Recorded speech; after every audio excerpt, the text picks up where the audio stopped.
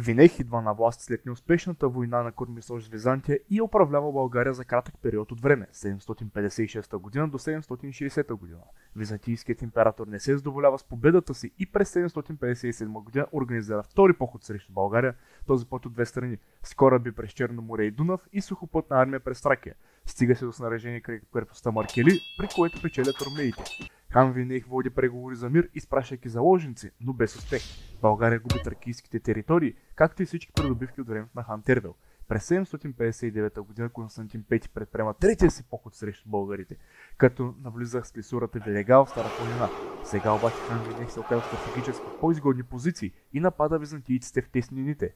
Разразила се жестока битка, при която българската армия нанася съкрушително поражение. Императорът е принуден да се завърне безславно, а българите вземат голяма плячка в оръжие с като ценности.